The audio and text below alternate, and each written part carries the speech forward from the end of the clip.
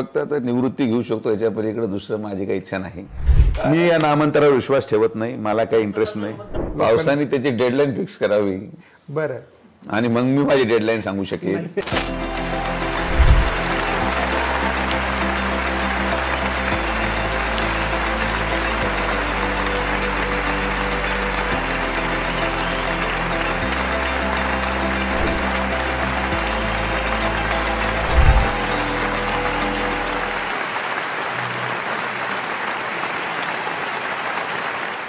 नमस्कार. लेट्सअप सभेची सुरुवात आज आपण नगरचे खासदार डॉक्टर सुजय विखे पाटील यांच्या सोबत करत आहोत. थँक्यू. तुम्ही पारनेरवरून आलेला आहात, थोडं दमल्यासारखं वाटतंय. काय दौऱ्याचा काय प्रोग्राम आहे? नाही, काय आपलं रुटीन दौरे. बरं, पारनेरवरच फार जास्त वेळ देता असं आहे का काही? नाही, उद्या आता शेवगाव आहे, परवा श्रीगोंदा आहे. ओके, त्यामुळे पारनेर वगैरे असं नाही, आपल्याला कुठं आमदारकी लढवायची तिथे एवढा वेळ देऊन. पण तिथल्या काही लोकांना खासदारकी लढवायची असेल तर त्यांचा व्यक्तिगत प्रश्न आहे, त्याला मी काय बोलणार. बरं, तर आज खासदार साहेब जेव्हा 2019 मध्ये पहिल्यांदा ते दिल्लीमध्ये गेले, त्यानंतर आता राज्यातली परिस्थिती बदललेली आहे आणि ते आता सत्ताधारी पक्षाचे, केंद्रातही त्यांचं सरकार आहे, राज्यातही त्यांचं सरकार आहे. त्यांचे वडील आता राज्याचे महसूल मंत्री झालेले आहेत, नगरचे पालकमंत्री झालेले आहेत. तर विखे पाटील मला सांगा की पालकमंत्रीपद मिळालं याचा आनंद जास्त आहे की महसूल मंत्रीपद मिळालं याचा आनंद जास्त आहे? नाही, मूळ मुद्दा असा आहे की मंत्रीपद हे काय आमच्या कुटुंबासाठी नवं नाही. बरं, या जिल्ह्याच्या सर्वसामान्य जनतेच्या आशीर्वादामुळे 15 वर्ष साधारण माझे वडील त्यांच्या कारकिर्दीमध्ये मंत्री राहिलेले आहेत. आनंद हा मंत्रिपदापेक्षा 21 वर्ष आम्हाला लागले या जिल्ह्यामध्ये, ज्या जिल्ह्यामध्ये आम्ही कामं करतो त्याचं पालकमंत्रीपद मिळण्यासाठी. आणि आज माननीय फडणवीस साहेबांच्या आशीर्वादाने आणि त्यांच्या सहकार्याने आम्हाला ती जबाबदारी मिळाली, तर पालकमंत्रीपद मिळण्याचा आनंद जास्त आहे. बाकी खातं हे अनेक खात्यांसारखं एक खातं महसूल आहे.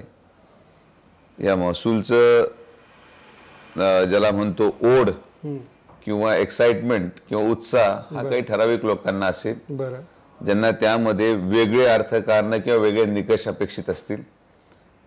जसं मी मगाशी म्हटलो की 15 वर्ष राहिलेला मंत्री राहिलेला माणूस, त्याला काय महसूल मिळावं किंवा दुग्ध विकास मिळावा किंवा पशुसंवर्धन मिळावं, त्या सगळ्या गोष्टींचा कुठलाही परिणाम त्या व्यक्तिमत्वावर होत नाही. बरं, आणि एक गोष्ट निश्चित आहे की 35 वर्ष आमदार राहिल्यामुळे महसूल मंत्र्याला जो काही एक वेगळा मान असतो प्रशासनामध्ये, तो मान त्यांना मिळाला. म्हणून मिळालेल्या मानाबाबतीत मी जास्त आनंदायी आहे. बाकी त्या खात्याशी निगडीत असलेल्या इतर गोष्टींमध्ये माझा काही त्याचा संबंधही नाही आणि त्याचा काही वेगळा आनंद पण नाही. पण नगरचं पालकमंत्रीपद मिळाल्यानंतर तुमच्या चेहऱ्यासमोर काही विषय आले असतील. समजा तुम्ही आता पारनेरमध्ये इकडे आलेला आहात, नगर शहरात आल्यानंतर जाणवतं की रस्त्यांचं साम्राज्य आहे, लोकांच्या काय कंबरेचा त्रास, हाडे खिळखिळ होणं जो वाक्प्रचार म्हणतात, तो नगरमध्ये अनुभवास मिळतो.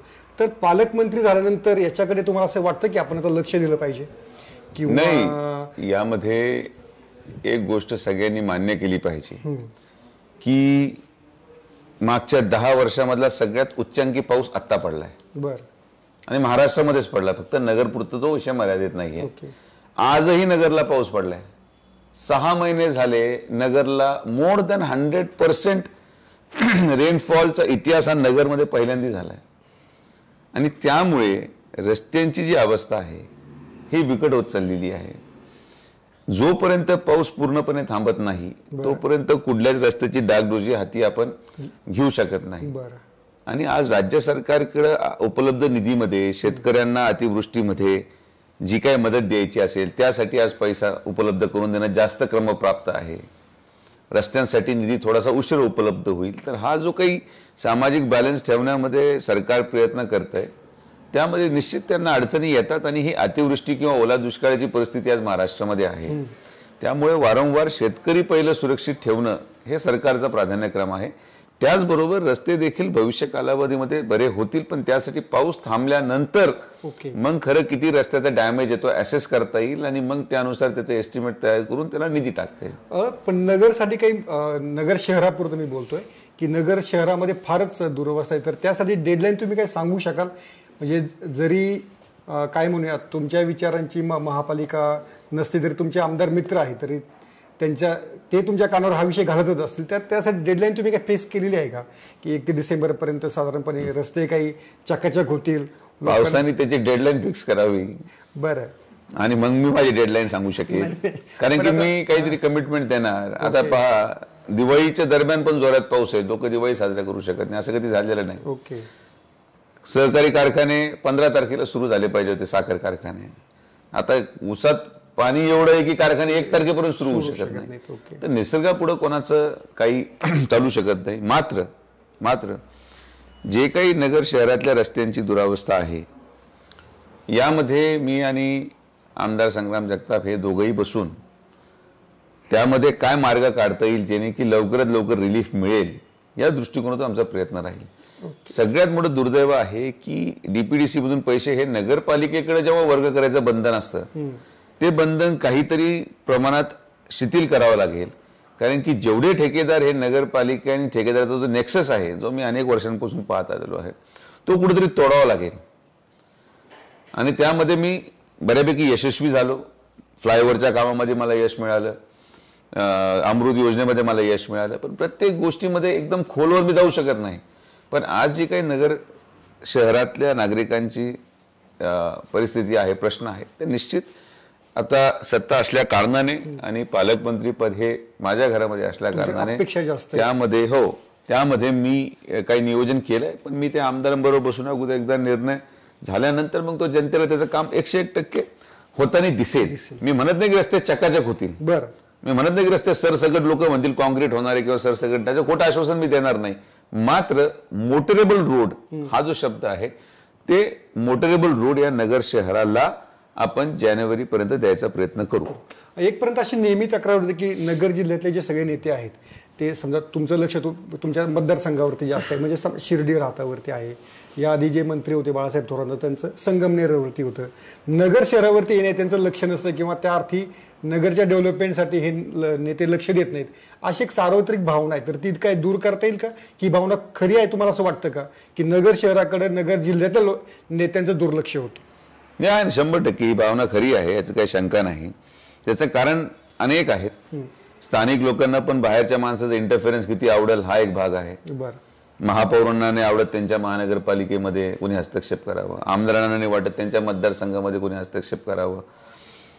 आणि जे जे लोक मंत्री होतात हे साधारण नगर शहरामधून कधी मंत्रीपद मिळालेलं नाही.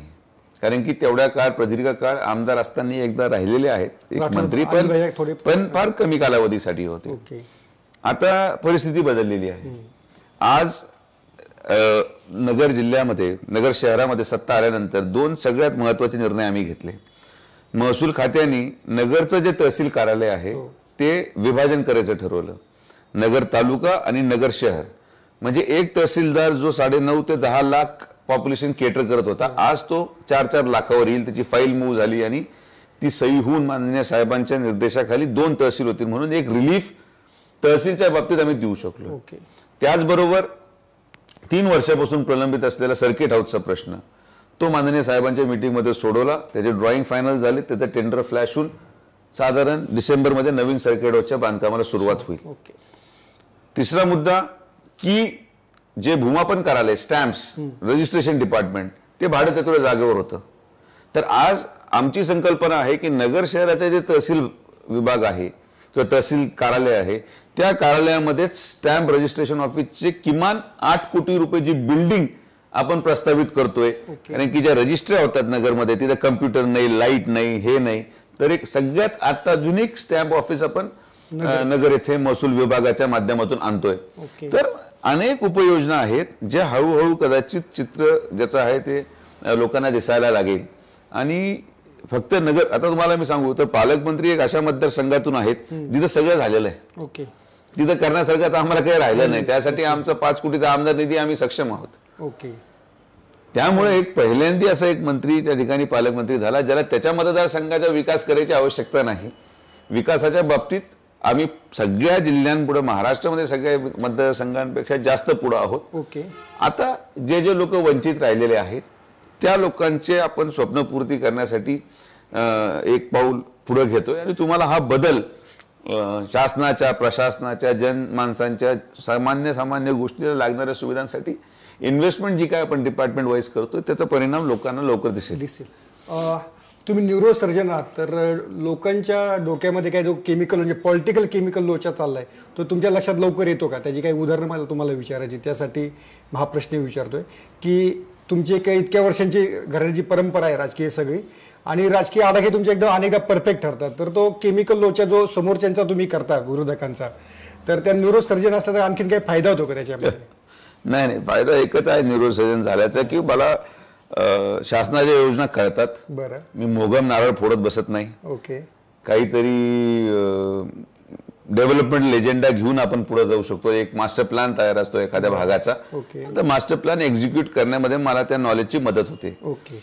मी म्हणणार नाही की कोणी एक व्यक्ती आहे ज्याला ते जमलं नाही किंवा कोणाला जमत नाही. मी तुम्ही मला प्रश्न विचारला तर निश्चित त्या मास्टर प्लॅनच्या आधारावर आता सत्ता आज आली, महिना झालाय, या महिन्यामध्ये अगोदरच माझे जे काही विचार होते नगर जिल्ह्यासाठी मी आज ते इम्प्लिमेंट करायला सुरू करतोय.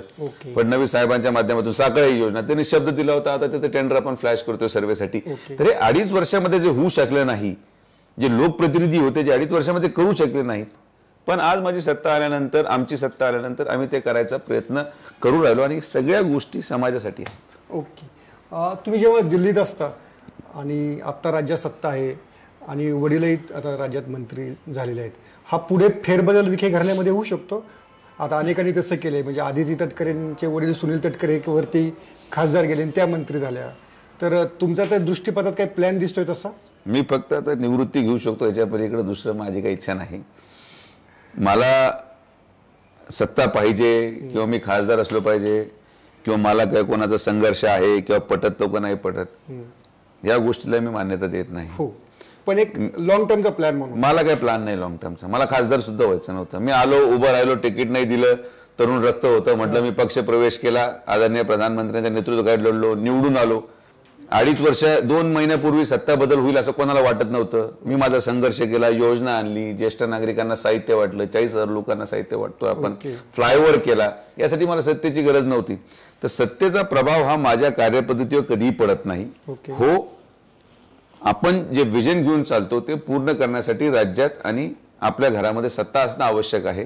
ती आज मिळाल्यानंतर ते विजन आज ग्राउंडवर लोकांना पाहायला मिळेल. कालावधी कमी आहे, पण यासाठी कायम मी सत्तेत राहावं किंवा कायम माझे वडील मंत्री राहावेत किंवा मी मंत्री राहावं अशी अजिबात इच्छा नाही. मी समाधानी माणूस आहे. ओके. तुम्ही ती आठवण काढली तुमच्या खासदारकीची म्हणून, तर 2019 तुमच्या खासदारकीचा तिकिटाचा किस्सा मुद्दा राज्यात मोठ्या प्रमाणात गाजला होता.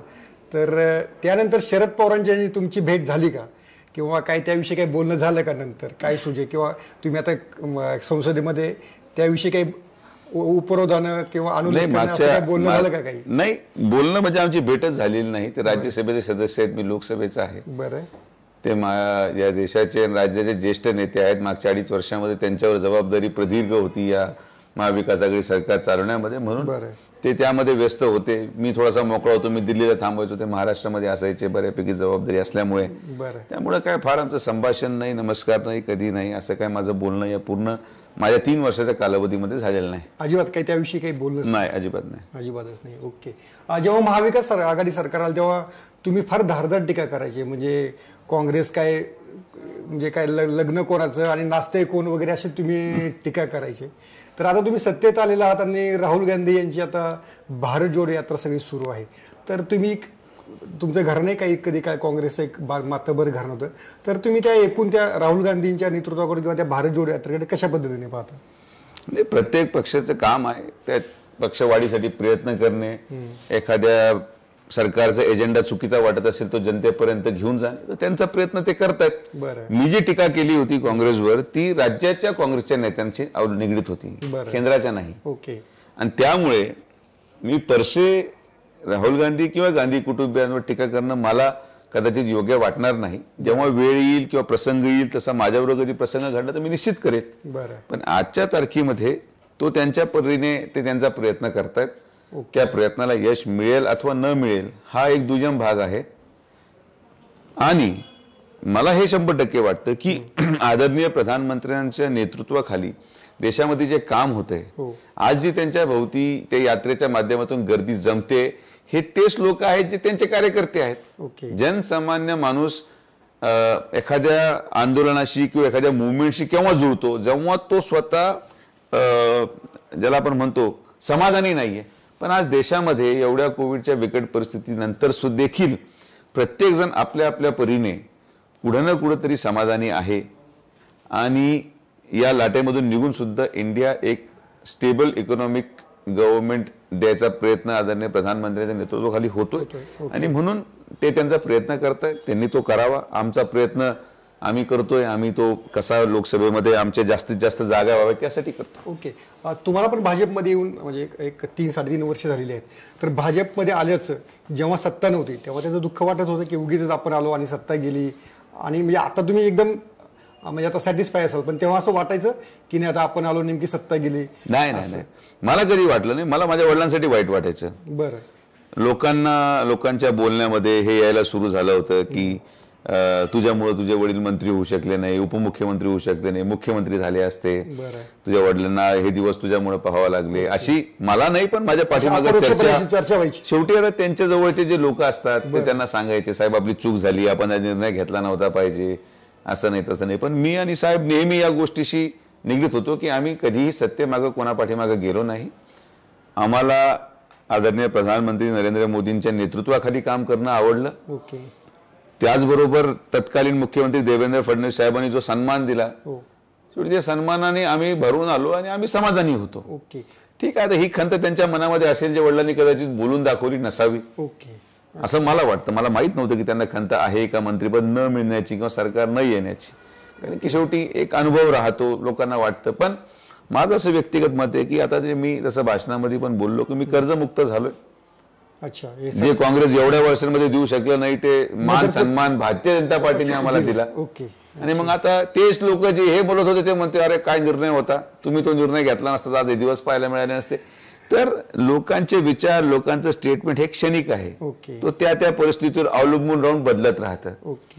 आणि मला वडील मंत्री होण्याबाबतीत आनंद यासाठी झाला नाही, जसं मी तुम्हाला म्हटलो की महसूल मिळालं की मोना काय, पण माझ्यावर जे काही ओझं होतं ते दूर झालं की ते माझ्यावर दूर होऊन गेलं असं मला वाटतं. पण अनेक जण म्हणतात तुम्ही देवेंद्र फडणवीस यांचं नाव तुम्ही वारंवार घेताय, पण अनेकांचं असं म्हणणं आहे की विखे पाटलांची दिल्लीमध्ये दुसरी हॉटलाईन पण आहे आणि ती म्हणजे अमित शहाची. हे इथं हॉटलाईन काही नसते. आम्ही पूर्णपणे राज्याच्या राजकारणामध्ये माननीय देवेंद्र फडणवीस साहेब यांचं नेतृत्व स्वीकारलं. त्या नेतृत्वाखाली आम्ही त्यांच्या निर्देशाखाली काम करतो आणि देश पातळीवर आदरणीय प्रधानमंत्री असतील किंवा अमित भाई असतील यांच्या माध्यमातून जे काही कामं आम्हाला दिले जातात, किंबहुना त्यांना आमच्याकडून जी अपेक्षा आहे सहकारामध्ये, किंबहुना व्यक्तीच्या जे काही मी योजना राबवल्या त्याची माहिती त्यांच्यापर्यंत आहे. तर एक त्यांना समाधान या गोष्टीचं आहे की एक खासदार असा आहे जो खरंच चांगलं काम करतोय, जे संकल्पना त्यांना खासदारांकडून अपेक्षित आहे त्या संकल्पना पूर्ण करतो, हा व्यक्ती सुजय विखे पूर्ण करतो, त्याचं एक समाधान त्यांना आहे. आणि त्यामुळे ऋणानुबंध दिल्लीमध्ये आणि आमच्या कुटुंबामध्ये झालं. पण जी सिस्टम सेट आहे, जी हायरार्की आहे, ती हायरार्की भारतीय जनता पार्टीमध्ये कायम त्याच पद्धतीने चालतं. यामध्ये हा जो कल्चर डिफरन्स आहे काँग्रेस आणि भारतीय जनता पार्टीमध्ये की तुम्ही डायरेक्ट हॉटलाईन असू शकत नाही, त्याला आपण जिल्ह्याहून प्रदेश अध्यक्ष असतात, तेव्हा चंद्रकांत दादा होते, आता बावनकुळे साहेब आहेत, मग फडणवीस साहेब आता उपमुख्यमंत्री आणि आमचे नेते आहेत, मग त्यांच्या माध्यमातून आमची कुठली अडचण आली असेल, जसं मागच्याच अमित भाई लोणीला आले होते तर ते फडणवीस साहेबांनी पुढाकार घेऊन त्यांना आणलं होतं. डायरेक्ट सुजय विखेने जाऊन भेटले सर चला, तर ते असे येत नाहीत.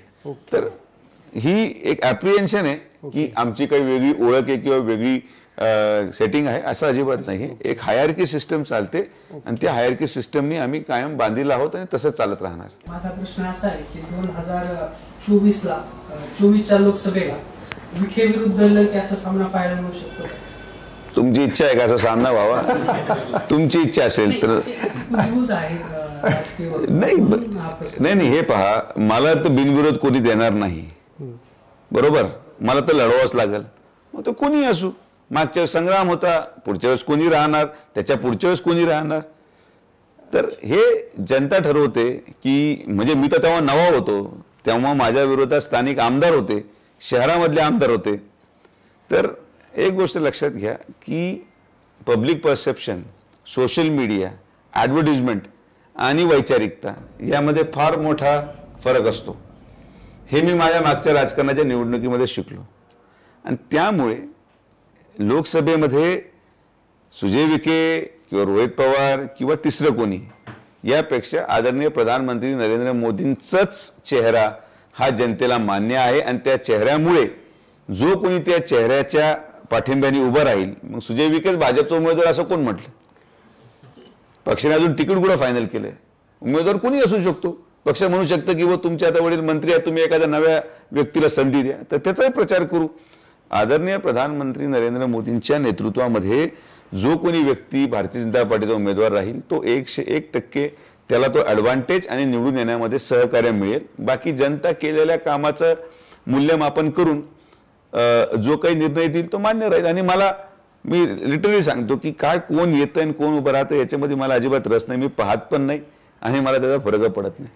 एक असं म्हटलं जातं किंवा वारंवार तसं लिहिलं देखील जातं की महाराष्ट्रातल्या खासदारांचं दिल्लीत मन रमत नाही. तसं तुमचं दिल्लीत मन रमतं की महाराष्ट्रात मन रमतं, किंवा भविष्यात तुम्ही दिल्लीतच लक्ष देणार आहात? आणि हे महाराष्ट्राच्या खासदारांचं नेमकं काय प्रॉब्लेम होतो की यांना दिल्लीत मन रमत नाही? अधिवेशन काळ सोडतात ते महाराष्ट्रातच असतं जास्त का? नाही, आता याच्यामध्ये वैचारिकतेचा भाग आहे. ज्या लोकांनी ग्रासरूट राजकारण केलेलं आहे, सरपंच राहिलेत, जिल्हा परिषद सदस्य राहिलेत, किंवा काही लोक आमदार राहिलेत, ते दिल्लीमध्ये ते करू शकत नाही. त्यांना ज्या लोकांनी ग्राउंड लेवलहून वरती गेलेत आणि स्टेप बाय स्टेप चढून मग आज ते खासदार झालेत. माझं काय, मी उठलो डायरेक्ट खासदार झालोय. त्यामुळे माझं थॉट प्रोसेस वेगळं आहे. मला ते कधी कामाचं कल्चर एक लोकप्रतिनिधी या नात्याने राज्य स्तरावर कधी अनुभवायला मिळालंच नाही. म्हणून माझा जो अनुभव आहे तो फर्स्ट हँड डायरेक्ट लोकसभेचा आहे. त्यामुळे I am comfortable with it. तिथं दुर्दैवाने किंवा सुदैवाने मराठी माणसामध्ये एक ज्याला म्हणतो हिंदीचा एक जो अवमेळ असतो, आणि तो स्वाभाविक आहे. इंग्लिश बोलू शकतो पण हिंदीचा एक अवमेळ निश्चित येतो, कारण की आपण मराठी मीडियममध्ये शिकतो. माझ्यासाठी मी हिंदी मीडियममध्ये शिकल्यामुळे 12वी पर्यंत तो अवमेळ राहिला नाही. आणि दिल्लीमध्ये जाऊन मराठीत भाषणं करणं हे तुमच्या मतदारांसाठी योग्य आहे, पण तुमचा प्रश्न हा महाराष्ट्रात किंवा देशात कळावा यासाठी तुम्हाला हिंदी यावीच लागते. त्याचबरोबर तुम्हाला इंग्लिश देखील यावी लागते, कारण की सेंट्रल गव्हर्नमेंटचे सगळे नोटिफिकेशन इंग्लिशमध्ये असतात.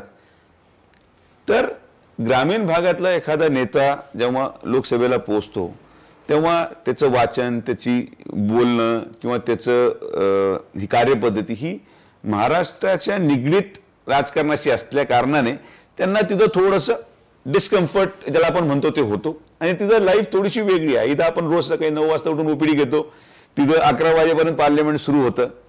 तर प्रत्येकाचा आपला थॉट प्रोसेस आहे. मला तुम्ही पर्सनली विचारलं समजा धरून चला आता ठीक आहे आज मी लोकसभेला, पण मला दोन्हीमध्ये चूज करायचं ठरलं की तुम्ही खासदार व्हायला आवडेल की आमदार व्हायला, तर मी निश्चित आमदार व्हायला मी प्रेफरन्स देईल. लोकसभा म्हणजे आपल्या लोकशाहीचं सर्वोच्च स्थान म्हणजे संसद आहे. संसदेमध्ये एखादं बिल सादर केलं जातं त्यावेळेस पक्षाचा व्हीप जारी केला जातो. ही व्हीपची पद्धत आहे, म्हणजे विधानसभा असो किंवा लोकसभा असो. अशा काळामध्ये आता जर बघितलं इंग्लंडमध्ये तिथल्या राष्ट्राध्यक्षांचे म्हणजे पंतप्रधानांचे बिल आणलं, त्याला विरोध केला त्यांच्या पक्षातल्या त्यांच्या मंत्र्यांनी, त्यास त्यांना माघार घ्यावं. त्यांच्याकडे तशी व्हीप पद्धत आहे किंवा ते नाही माहिती, पण ते डायरेक्टली विरोध करू शकतात.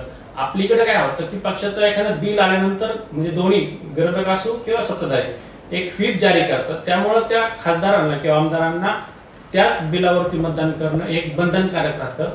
ही व्हीप पद्धत म्हणजे संसदेत सर्वोच्च स्थान असताना तिथं व्यक्ती स्वातंत्र्य खासदाराचे किंवा त्याचं मत स्वातंत्र्य याबद्दल तुमचं काय मत आहे? नाही, विषय असा आहे, पक्ष जेव्हा उमेदवारी देताना त्या पक्ष चिन्हावर निवडून येतो, तर मी आज म्हणू शकत नाही की मी स्वतःच्या कर्तृत्वाने खासदार झालो.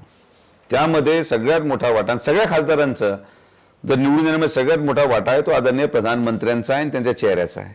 या बाबतीत कोणीच नाकारू शकत नाही. आणि ज्या माणसामुळे तुम्ही आज खासदार म्हणून तिथं बसलेला आहात तो व्यक्ती जर देशहितासाठी एक निर्णय घेतोय तर त्या निर्णयाला विरोध करायचं कारण काय?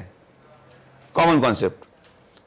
व्हिप कधी काढला जातो की वो एखादं बिल फार सेन्सिटिव्ह आहे आणि तिथं मतदान घेतलं जाऊ शकतं म्हणून सगळ्यांनी हजर राहावं यासाठी व्हिप निघतो. उदाहरणार्थ आर्टिकल 370चा अबोल्युशन करायचं होतं तर आमच्यासाठी पण गर्वाचा दिवस होता, आम्ही हजरच राहिलो. ट्रिपल तलाक आहे. मला असं वाटत नाही की केंद्र सरकारचं कुठलंही बिल हे विरोध करण्यासारखं होतं की जरी माझं व्यक्ती स्वातंत्र्य असेल. आता व्यक्ती स्वातंत्र्य म्हणजे काय?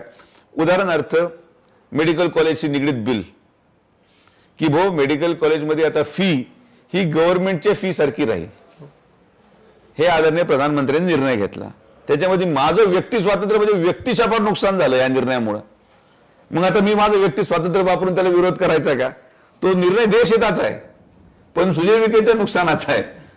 पण आता आपण ते पक्ष आणि ते नेतृत्व स्वीकारल्यामुळे त्यांचा निर्णय हा देशहिताचा असल्या कारणाने माझं व्यक्ती स्वातंत्र्य मला काय परवानगी देतं यापेक्षा मी माझ्या व्यक्ती स्वातंत्र्याचा वापर न करता सामाजिक हिताचं जे धोरण आहे त्याला मला बॅकिंग द्यावं लागतं. कधी असहमती वाटली तर समजा त्या विरोधात जर निम्मे बिल तुम्हाला सांगतो की लोकांना कळतच नाहीत की काय आहेत, कारण की ते भरपूर कॉम्प्लिकेट बिल असतं. Environmental act, disaster management act, इतके ऍक्ट, IVF, फर्टिलिटी, सरोगेसी, म्हणजे प्रत्येक डिपार्टमेंटचे इतके बिल असतात की एक तर ते वाचन होत नाही आणि त्यामुळे कोणी व्हिप पण काढत नाही आणि फार लोक तिथं ज्यांचं भाषण असतं त्याच्यावर ते अटेंड करतात, बाकी कधी व्हिप निघत नाही. व्हिप जेवढ्या वेळेस निघालेलं आहे ते नॅशनल इम्पॉर्टन्सचे बिल असतात आणि तेव्हाच व्हिप निघतं. आणि त्या नॅशनल इम्पॉर्टन्सच्या बिलला जेव्हा प्रधानमंत्र्यांनी एक निर्णय घेतला तर त्या निर्णयाला सगळ्या लोकांनी पाठिंबा देणं क्रमप्राप्त आहे. हो, काही निर्णयाशी आपण सहमत नसाल किंवा काही निर्णयाला कदाचित आपल्या मनाला ते मान्य नसेल असं धरून चला 2 मिनिटासाठी, पण एकटा सुजय विखे म्हणून देश नाहीये.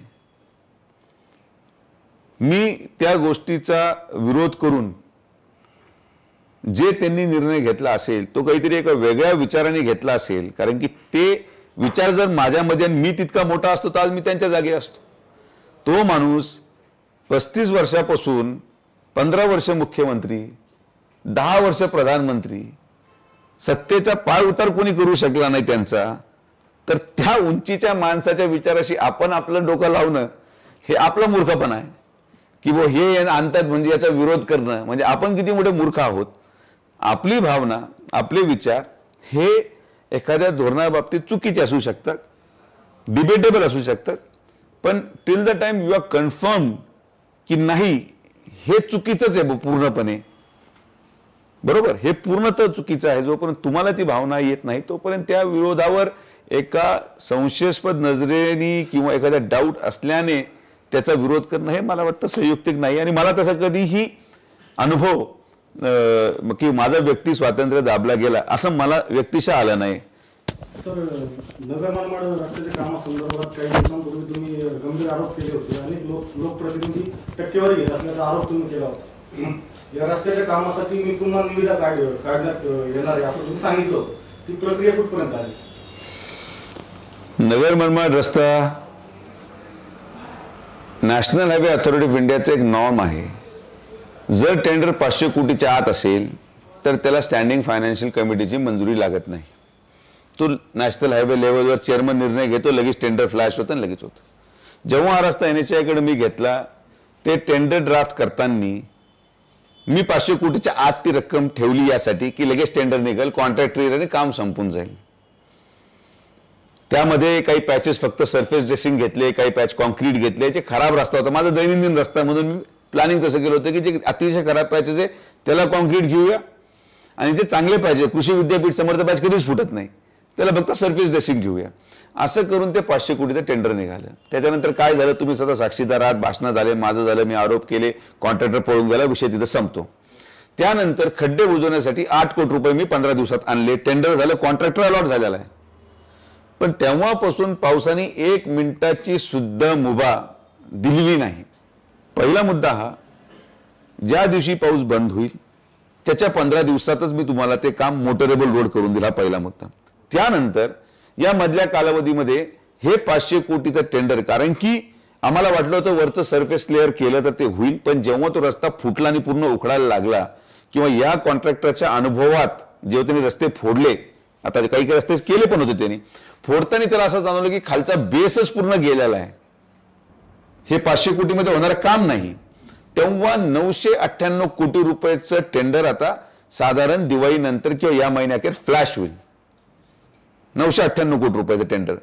तर प्रॉब्लेम एक होतो की एका वर्षामध्ये जेव्हा कॉन्ट्रॅक्टर पळून जातो, पहिली निविदा ही 500 कोटीची आणि वर्षभरामध्ये दुसरी निविदा त्याच रस्त्याची 998 कोटीची कशी, हे संशयास्पद प्रश्न निर्माण झाल्यामुळे त्या गोष्टीला कागद रंगवण्याचा जो विषय असतो की हे कागद ते कागद, तुम्ही एक्सप्लेनेशन द्या, जस्टिफिकेशन द्या, यामध्ये थोडासा विलंब त्या ठिकाणी लागू राहिला. पण या महिन्याअखेर तो कुठल्याही परिस्थितीत फ्लॅश टेंडर झालं पाहिजे. माझ्या मते जानेवारी एंड पर्यंत त्याची वर्क ऑर्डर झाली पाहिजे. आणि जर मी परत सांगतो, जर कॉन्ट्रॅक्टर चांगला आला तर 6 महिन्यात रस्ता पूर्ण कंप्लीट होऊन जाईल, कारण की हे एकमेव रस्ता आहे ज्याला भूसंपादनाची आवश्यकता नाही. जर रेडी टू कुक किंवा रेडी टू ईट असतं तसं आले.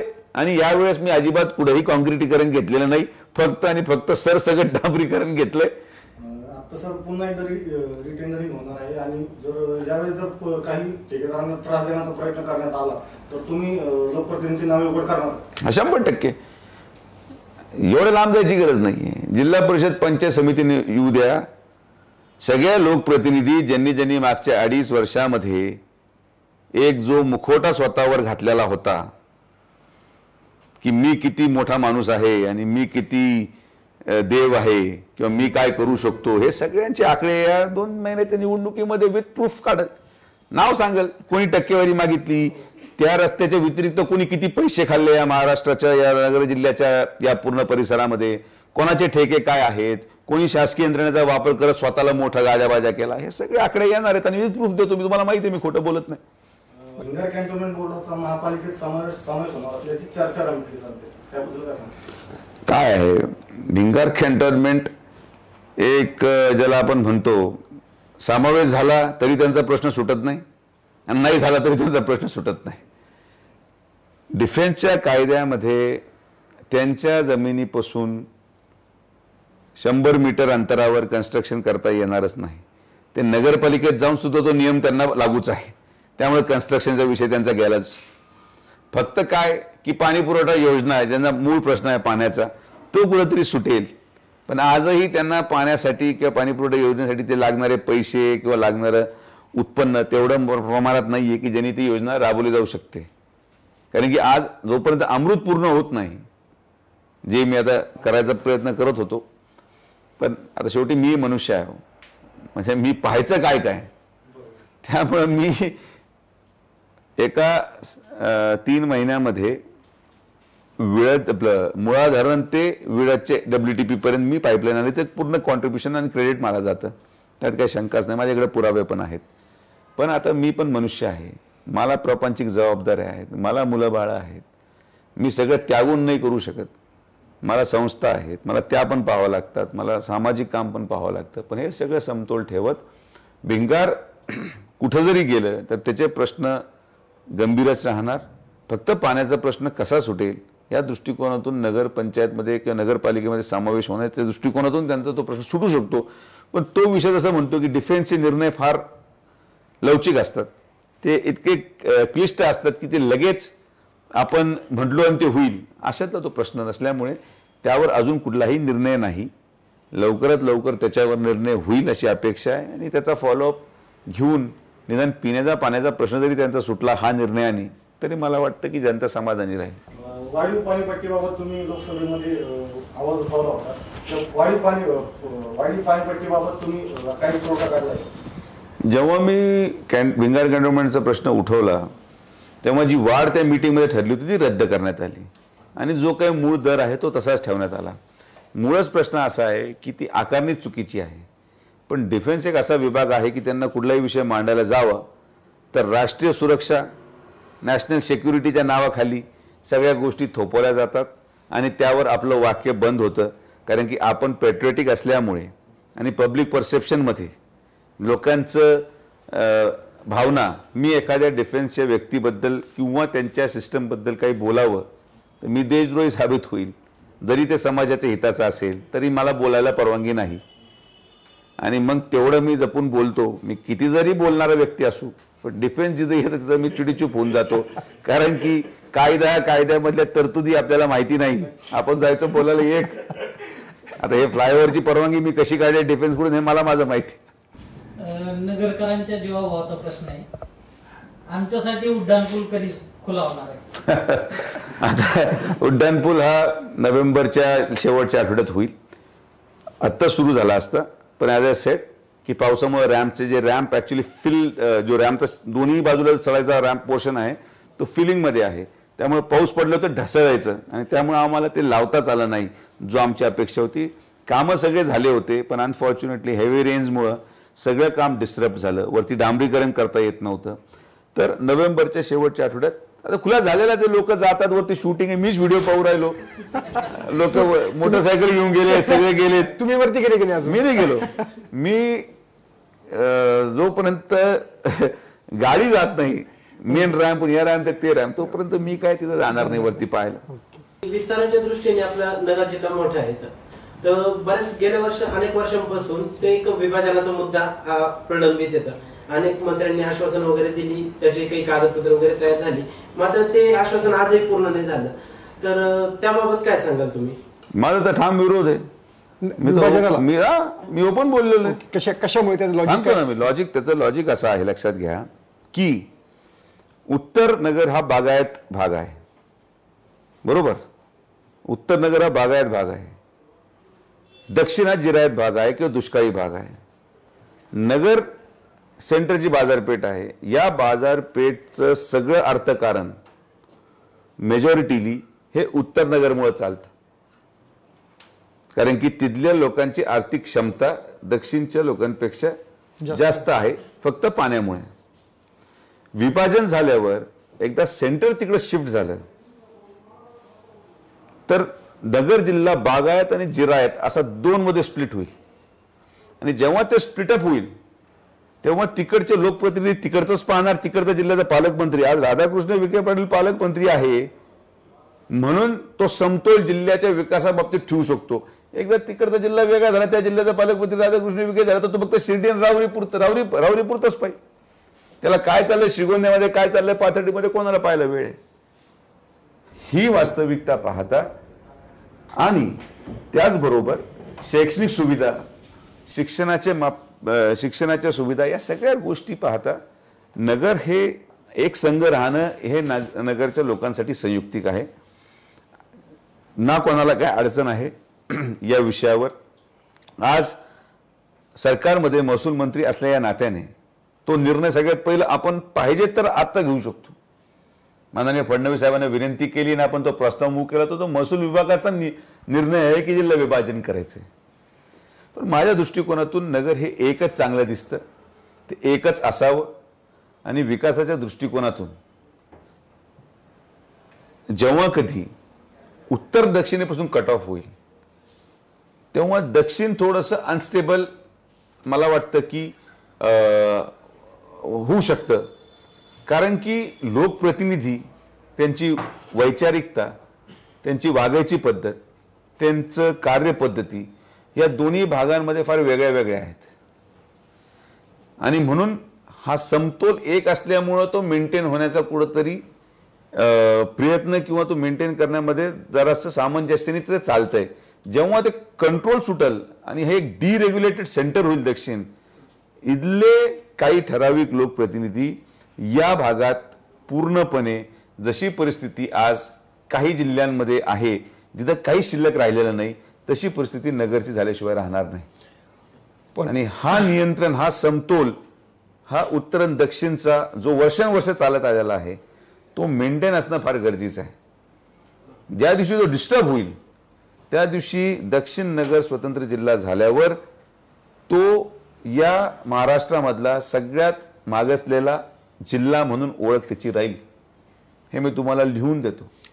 आणि म्हणून माझा मूळ विरोध आहे विभाजनाचा. आपण एकत्रित आहोत, संघटित आहोत, म्हणून आपण स्ट्रॉंग आहोत आणि आपण त्या पद्धतीने चांगलं राजकारण करू शकतो. नगरचं जे नामांतरण म्हणतं, अहिल्यानगर, अंबिकानगर, की अहमदनगर, मग तुम्ही तुमचं नेमकं काय मत आहे? नाही काय नाही, मला नामांतराचा फरकच पडतो. मी अजून माझ्या मुलाला नाव नाही दिलं, 1 महिना झालाय. मी या नामांतरावर विश्वास ठेवत नाही, मला काही इंटरेस्ट नाही. मुद्दा आलाच तर तुम्ही कोणतं काय वोटिंग करा. तर एवढं ते तुमचं अनेक ऍप आलेत, तुम्हाला काय वाटतं 1, 2, 3 कोण निवडून येणार? 1, 2, 3 89%, 20% खाली वोट झालेत 1500 फक्त. ते काय हे पहा, नगरच्या जनतेचा जेवढा मोठा निर्णय असतो, ज्या लोकांनी सॅक्रिफाईस केले, ज्या कुटुंबाने सॅक्रिफाईस केले, तर अहमदनगर जे आज नगर आहे म्हणून ठरवायला, तर सुजय विखे किंवा एका व्यक्तीला कुठलाही अधिकार नाही हा नाव बदलायचा, कुठल्याही समाजाच्या व्यक्तीला नाही. नगर शहराचं नाव हे काय राहावं हे नगरच्या नागरिकांनी ठरवायचं आहे. आणि म्हणून त्यासाठी वोटिंग प्रोसेस झाली पाहिजे. आणि त्या वोटिंग प्रोसेसमध्ये 4 ऑप्शनवर वोट होईल आणि त्यावर जर नगरकर एकमताने सहमत झाले तर एक majority, if it is more than काय ते पर्सेंटाईल असतं स्टॅटिस्टिक्समध्ये, एखाद्या नावावर जर सगळ्यांची सहमती झाली तर करा, नाही झाली तर काय अहमदनगर तरी काय वाईट आहे. नाव बदललं काय नाही बदललं काय, खड्डे तर आपल्याला पाहावंच लागतं. त्यामुळे काय फार एवढ्या गोष्टी आपण नाही गेलं पाहिजे. तुम्ही राजकीय प्रवासात तुमच्या विरोधी पक्षातील तुमचा जवळचा मित्र कोण आणि का? म्हणजे आत्ताच्या प्रश्नामध्ये हो, आता मीच भाजपमध्ये आलो, त्यामुळे माझा विरोधी म्हणजे काँग्रेस, राष्ट्रवादी आणि मित्रामध्ये विचारतात ते, तुमचे स्पर्धक नाही विचारत. मित्रामध्ये स्पर्धक नाही ना, अपोजिशन पार्टीमध्ये. ओके, ऑपोजिशन पार्टीमध्ये माझा आवडता मित्र कर्ज जामखेडकर नाही कोणी? नाही अजिबात कर्ज जामखेडच्या नाही अजिबात नाही यार, असं कमाल झालं. कुणीच नाही, मित्र आहेत पण आवडत मला कुणीच नाही. कारण की मतभेद आमच्या स्तरावर आहेत. काही लोकांची वागण्याची पद्धत मला आवडत नाही, काही लोकांची कार्यपद्धती मला आवडत नाही. हा म्हणजे कोणी शत्रू नाही आहेत, मैत्री मी माझ्या स्तरावर एक कॉर्डियल रिलेशन ठेवतो. पण एक व्यक्ती या नात्याने एक चांगली मैत्रीचा बॉन्ड कोणाबरोबर असावा असं मला अजून तरी वाटलेलं नाही. पण I am cordial with everyone, but मी काय असं बेस्ट फ्रेंड किंवा फार जवळचा मित्र असा अजिबात कोणाशी संबंध कोणीच नाही. म्हणजे माझ्या दृष्टिकोनातून नाही बाबा. आता बाकी कोणाला काय वाटतं त्यांचा प्रश्न आहे. तुम्ही डॉक्टर होता, पण तुम्ही डॉक्टर म्हणून शेवटचा स्टेटोस्कोप हातात केव्हा घेतला होता? की घेतलं होतं नंतर, जसे 2019 नंतर कोविडमध्ये घेतला होता ना? घेतला होता. हो, कोविडमध्ये घेतला होता. आपले नातेवाईक आजारी पडतात, आपले घरचे आजारी पडतात, तुम्हाला फायब्रोसिस झालंय, साऊंड पाहायला की बऱ्याच वेळेस या कोविडच्या कालावधीमध्ये हॉस्पिटल राऊंडच्या वेळेस एखादा ओळखीचा पेशंट असतो जो कोणी, आता माझा कर्मचारी माझ्या जवळचा असेल, माझा PA असेल, त्याचे आई वडील असतील, त्यांना वाटतं बाबा कुणी पाहावं. ओके, आपलं त्या तेवढ्या इंटेन्सिटीने ते पाहावं लागतं. ओके, भलेही त्याने मी काही करू शकत नाही, कारण की प्रोटोकॉल ठरला तर ट्रीटमेंटचा, पण त्याचं समाधान असतं बोल लोकांनी, डॉक्टरांनी पाहिलं तेव्हा झालेलं आहे. ओके. आता एक पदवीधर म्हणजे नगर नाशिक पदवीधरची निवडणूक आहे आणि त्यात तुमच्या चुलत्यांचं नाव घेतलं जातं की त्यांना ते भाजपचे उमेदवार असू शकतात. तर वडील मंत्री, मुलगा खासदार, चुलता आमदार. आता तुमच्या मुलाचं नाव नाही ठेवलेलं अजून, नाही तर त्याचंही नाव पुढे कोणीतरी घेईल. तर आहे त्यांचं नाव चर्चेत किंवा काय कसं? नाही, आता विषय असा आहे की एवढे वर्ष पुण्याच्या सेनेट मेंबर म्हणून त्यांनी कार्य केलंय. एवढी मोठी डीम्ड युनिव्हर्सिटी वर्ष चालवत आलेले आहेत, एवढी मोठं मेडिकल कॉलेज आहे. तर अभ्यासू आहेत, संस्था चालक आहेत आणि एखाद्या व्यक्तीला इच्छा असणं ते स्वाभाविक आहे. त्यांनी ती इच्छा व्यक्त केली असावी. अंतिम निर्णय हा पक्षाचा राहील. पक्षाला वाटलं की एका घरामध्ये एवढे पद नको तर मी देखील थांबायला तयार आहे. तर असं काही नाहीये की आम्हाला पद मिळालंच पाहिजे. त्यांनी इच्छा व्यक्त केली, त्या दृष्टिकोनातून त्यांनी तयारी सुरू केली. पण as a set Bharatiya Janata पार्टीमध्ये एक स्ट्रिक्ट प्रोटोकॉल आहे. एकदा पक्षाने निर्णय घेतल्यानंतर ती प्रक्रिया कोणीही पुढे घेऊन जाणार नाही. ओके. त्यांनी जी काही तयारी ते करणं अपेक्षित होते ते करतायत. त्यांच्या स्तरावर ते करायचं त्यांना अधिकार आहे. अजून पक्षाने कुठलाही निर्णय दिलेला नाही. पक्ष जर निर्णय दिला की नाही तुम्ही थांबा तर 101% थांबणार. ते आमच्या घरातला नियम आहे की पक्षाचं जे काही धोरण आहे, ज्या पक्षामध्ये आपण आहोत त्या धोरणाला आपण बांधील लावून काम करणार. तुमच्यावर तुमच्या वडिलांचा जास्त प्रभाव की आजोबांचा? तुमच्यावर तुमच्या बोलण्यामध्ये आजोबांचा. काय काय स्पष्ट वक्तेपणा की कसा कोणता प्रभाव? नाही, आजोबा तर स्पष्ट बोलतच नव्हते. मग आजोबा स्पष्ट वक्ते तुमच्या जास्त स्पष्ट वक्तेपणा आहे. मग खोटं बोलून काय करता, असा विषय काय त्याला बोलून कधी काय खोटं लोकांना मूर्ख म्हणून काय साध्य होणार आहे? उद्या उद्या कधी ना कधीतरी उत्तर द्यायचंच आहे. नाही, माझ्यामध्ये आणि माझ्या आजोबांमध्ये साम्य वाटत असेल तर आम्ही संघर्ष करायला आम्हाला आवडतं. कदाचित लोक ओळखू येतात कोण व्यक्ती समाजासाठी घातक आहे हे आम्हाला माहीत असतं. मलाही माहिती आहे. आज कदाचित तो वाटत नसेल, पण तो व्यक्ती त्या ठिकाणी चुकीच्या ठिकाणी बसल्यावर तो काय करू शकतो या जिल्ह्याचं हे मला कदाचित माहिती आहे. ओके. आणि त्यामुळे चुकीचा व्यक्ती या समाजामध्ये लोकप्रतिनिधीमधून राहू नये यासाठी आमचा प्रयत्न कायम राहिला आणि तो मी कायम ठेवणार. चुकीच्या मध्ये ती यादी तयार आहे तुमची, कोणकोणते नगरमधले कोणकोणते चुकीचे लोकप्रतिनिधी आहेत? हो. त्यांना कधी 2024 मध्ये धडा शिकवा. परमेश्वराने धडा नाही शिकवायचा, जनते धडा शिकवते. आमचं काम आहे जनतेमध्ये जनजागृती करून त्यांचं खरं चित्र जनतेपुढे मांडायचं. ओके. धडा सुजयविके शिकू शकत नाही, धडा ही जनतेच शिकवते. जनतेला जर वाटतंय की मी सांगितलेली गोष्ट ही चुकीची आहे तर तोच लोकप्रतिनिधी निवडून देणार. जनतेला वाटलं की नाही सुजयविके खरं बोलतोय तर जनता निर्णय घे. ओके. सर, कोविड टाइम्स मध्ये तुम्ही रेमडेसिवीरचा एक स्पेशल स्टॉक अवेलेबल केला होता नगरकरांसाठी, त्याच्यात बरीच टीका झाली, तर त्यावेळेस तुम्ही ती कशी डील केली आणि ॲट दॅट टाइम डॉक्टर म्हणून का लोकप्रतिनिधी म्हणून?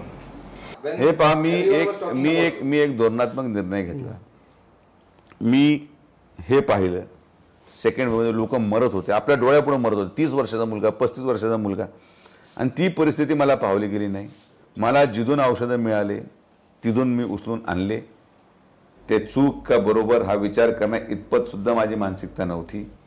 या माध्यमातून काही कार्यकर्ते वाचले, काही दुर्दैवाने एक्सपायर झाले, तर त्यांच्या नशिबाचा भाग होता. पण मानवीयता या नात्याने त्या ठिकाणी हे करणं क्रमप्राप्त होतं माझ्या दृष्टिकोनातून. ॲज अ डॉक्टर मी खासदार नसतो तरी केलं असतं. माझी चूक एक झाली की ह्या सोशल मीडियाच्या वॉरमध्ये मी ती गोष्ट केली जी मी माझ्या आयुष्यात कधीच करत नाही, स्वतःचा सेल्फ प्रोपोगंडा. आणि तो व्हिडिओ मी स्वतः बनवून टाकला. का? कारण की नगर जिल्ह्यामध्ये इतर लोकप्रतिनिधी त्या सोशल मीडियामध्ये त्यांचे कामं, ते चूक का बरोबर ते मी म्हणतो जसं पुढच्या 2 महिन्यामध्ये सांगेल, ते टाकायचा प्रयत्न करून लोक त्या गोष्टीला अप्रिशिएट करत होते. आणि मी त्या फर्स्ट टाइम माझ्या लाईफमध्ये अशी चूक केली की जी गोष्ट मी करत नाही कधी, सेल्फ प्रोपोगंडा, ती मी करून बसलो. ऑफिशियल अकाउंटमध्ये आल्यामुळं ते जास्त अनऑफिशियल आलं असतं तरी झालं असतं. आणि तो टाइम एवढा सेन्सिटिव्ह होता की कोणाला मिळत नव्हतं, यांनी कुठून आणलं. तर अशा अनेक गोष्टी असतात. आज होता की ते जनसामान्यपर्यंत पोहोचलं. दुसरं काय नाही, कुठं ब्लॅक झालं का, कुठं काय 40,000 रुपयाला भेटत होतं, आपण 1800 1600 रुपयाला वाढ. 1600 रुपये नाही, सरकारी सोड ज्या किमतीत मला भेटलं त्याच किमतीत दिलं. ते विमान काय 12 लाख रुपयाचं भाडं होतं त्याचं, येऊन जाऊन तिथून आणलं असेल तिथून. बरोबर. कोर्ट केस मध्ये आतापर्यंत 40 लाख रुपये गेले माझे. काय घेणं देण्याचं यार, काय म्हणजे कमाल झाली. त्यामुळे असं असतं की ह्या गोष्टी सहन कराव्या लागतात. आणि म्हणून मी का निवडणुकीला किंवा निवडणूक प्रक्रियेला घाबरत नाही कोणाशी. जसं त्यांनी पहिला प्रश्न विचारला कोण लढवणार, काय लढवणार, माझं कॉन्शियस इतकं क्लिअर आहे ना, माझं कॉन्शियस इतकं क्लिअर आहे की मी कोणालाही घाबरत नाही. कोणाला उभं राहायचं असेल, कोणालाही, मला माहिती आहे माझा निकाल काय आहे. आणि ज्या आधारावर मी हा विचार करतो त्याच आधारावर मी मागची निवडणूक, नाही तर माझ्या जागी कोणी दुसरं मागच्या लोकसभेला असतं, 15 दिवस अगोदर पक्ष बदलणे, कुटुंबाचं पूर्ण राजकीय प्रवास धोक्यामध्ये घालणे, स्ट्रॉंग उमेदवार, शहरातले आमदार ज्यांचं नातं गोतं फार बळकट होतं, अशा परिस्थितीमध्ये निवडणूक लढवणे, जिथं आजूबाजूला तुम्ही परिणाम पाहिला, सगळे राष्ट्रवादीचे खासदार आले, तिकडे सुप्रिया सुळे, इकडे अमोल कोल्हे, अशा परिस्थितीमध्ये मी तेव्हा लढलोय. आता मी माझ्या कर्तृत्वाच्या जोरावर लढेल. मला विश्वास आहे की फ्लायओव्हर एकमेव गोष्ट आहे जे मला नगर शहरामधून कम्प्लिटली सेल आउट करेल. अशा प्रत्येक विभागामध्ये माझे तसे कामं आहेत की त्या कामाच्या आधारावर जनतेला माहिती मी त्यांच्यासाठी काय केलंय. आणि मी एकदम कॉमन कॉन्शियस आणि क्लीन कॉन्शियसनी निवडणुकीला पक्षाने संधी दिली तर जाईल. आणि ज्या मताधिक्याने मी निवडून आलो यापेक्षा दुप्पट मताधिक्याने मी तुम्हाला निवडून दाखवेल जर पक्षाने संधी दिली तर. आणि निवडून आल्यानंतर माझे हे वाक्य लिहून ठेवा की जे आत्ताचं मताधिक्य आहे, हो जे कोणी असेल, हो आणि मला अपेक्षा आहे हा की अशा पद्धतीचे लोकप्रतिनिधीच लोकसभेला यावेत, जेणे की जनतेला निर्णय घ्यायला अजून सोयीस्कर मार्ग सापडतो. तुमच्याही मुलांनी राजकारण द्यावं असं तुम्हाला वाटतं? अजिबात नाही. अधिकारी करणार आहे मी त्याला. अरे अधिकारी करून काय करता? कारण की कलेक्टरचा पॉवर पाहून मीच हातबल झालेलो आहे. म्हटलं IAS किंवा IRS बाबा खुश राहा, पुढारी येऊन काय. पण सगळे अधिकारी म्हणतात मंत्र्यांचं आम्हाला ऐकावं लागतं, महसूल मंत्र्यांचं जास्त ऐकावं लागतं कलेक्टर. कोण कोणाचं ऐकत नाही, फक्त तो बहाना आहे, हमें तो सिर्फ पैसा खाना आहे. असं या धोरणामध्ये मंत्र्यांच्या नावाने बिलं फाडून जो तो आपलं कलेक्शन करू राहिला खाली, ही वास्तविकता आहे. आणि नाही, आणि काय की मी पण नाही म्हणता म्हणता आलो, पण माझ्या मुलांनी ते नाही करावं यासाठी मी पूर्णपणे काळजी घेईल. त्यांना मी परदेशात पाठवेल. मला हे कुठंतरी हा जो प्रवास आहे राजकीय हा संपवायचा आहे माझ्या जीवनातला. कारण की मला सुद्धा व्यक्तिगत तुम्ही विचारलं ना, तर हे जनतेचं प्रेम आहे, त्यामुळं मला थोडंसं मी तग धरून होतो या 2.5 वर्षामध्ये. सत्ता आली, लोकांशी बोलणं वागणं हे कुठंतरी माझ्यावर आता इतकं प्रेशर झालंय. लक्षात घ्या की जीवन हे अनमोल आहे, आणि मी एकुलता एक मुलगा आहे माझ्या कुटुंबामध्ये. उद्या या प्रेशरला डील करता करता मला जर काही झालं तर माझ्या कुटुंबाला कुणीही वाली नाही, ही वास्तविकता आहे. आणि माझ्या मागं प्रापंचिक जबाबदारी प्रचंड आहे. एकट्या सुजय विखेवर 25,000 कर्मचारी पोट भरतात त्याच्या संस्थेवर, ज्या संस्था पाहायला आज कोणीच नाही, मी एकटा आहे. तर या सगळ्या प्रवासामध्ये जे मी सांगायचा प्रयत्न करतो की फार जास्त मला हाऊस आहे. मी आजही फिरतो, कधी फिरताना तुम्ही मला पहा, मी जसं राहतो, माझी लाईफस्टाईल तीच आहे जी. तुम्ही पांढरं वेश न वापरण्याचं कारण किंवा जो राजकीय परंपरागत वेश आहे तो का वापरत नाही तुम्ही, की तुम्हाला असं नॉर्मलच? मला आवडतच नाही. म्हणजे काय घालायचे कपडे, जेवढे ते स्टार्सवाले कपडे घालायला सवयच नाही येते, म्हणजे नाहीच, इनबिल्ड नव्हतं. कदाचित मंत्रात पण अशा ड्रेसवर कधीही भेटा तुम्ही. जेव्हा तुम्हाला मंत्रात भेटलेले आज होता, मी कधी तुम्हाला जे कपडे माझे आज आहेत किंवा जी माझी परिस्थिती आहे, दाढी किंवा जे असेल, मी जसा राहतो तसाच राहतो. मला तुम्हाला सांगतो की मला काय याचा परिणाम माझ्यावर शून्य आहे या गोष्टीचा. मी एवढं सगळं पाहून झालंय माझ्या आयुष्यात की मला या कुठल्याही पदाचा, कुठल्याही पैशाचा कुठलाही मोह राहिलेला नाही. पण नगरचं पालकमंत्री पद मिळालं हे मात्र तुम्हाला सॅटिस्फाय? हे माझ्या वडिलांसाठी अभिमानास्पद आहे. आणि त्या पदाचा वापर करत आज आपण जे निर्णय घेऊ शकतो सक्षम पद्धतीने, ते निर्णय समाजासाठी जे मला घेणं वाटलं होतं की हे समाजासाठी योग्य आहे, ते मला आज घ्यायला जास्त सोपं जातं. म्हणून ते जे इनोव्हेशन्स आपण प्रोजेक्ट्समध्ये करणार आहोत, अनेक इनोव्हेशन तुम्हाला दिसतील या मागच्या पुढच्या 1 वर्षामध्ये, आणि you will appreciate it. Janata appreciate करेल की हे काय वेगळं नगर झालंय. हे 100% पालकमंत्री पदामध्ये उपलब्ध असलेल्या निधीचा वापर आणि घेतलेले निर्णय जे माझ्या संकल्पनेचे होते नगरच्या भविष्यासाठी, ते 100% माननीय साहेबांच्या माध्यमातून, इतर आमदारांच्या सहकार्यातून, सगळ्यांचं मत घेऊन ते घेतले जातील.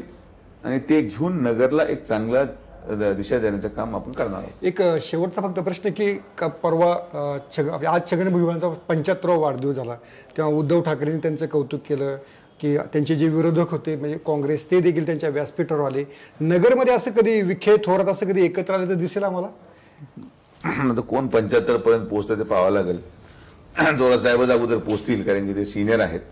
आणि निश्चित त्यांनी 75वी साजरी केली तर आम्ही हजारो चीफ गेस्ट म्हणून, हजर नाही, पण असं एक त्याला काय म्हणूया, पुढे राजकारणामध्ये काही घडतं असं आपण म्हणतो, तर या काही घडण्यामध्ये नाही. आता काय भुजबळ साहेबांच्या वाढदिवसाला पण सगळे स्टेजवर खोटच बोलत होते की त्यांच्याबद्दल. त्याच्यामध्ये काय राहते, हे 10वे मोती लग्न हे सगळे खोटे बोलायचे धंदे, गर्दी करून ज्याला आयुष्यभर शिवाय दिलं त्याच्याबद्दल 10वेला चांगलं वाईट बोलू शकता का तुम्ही? का मौतीला खोटं बोलू शकता का?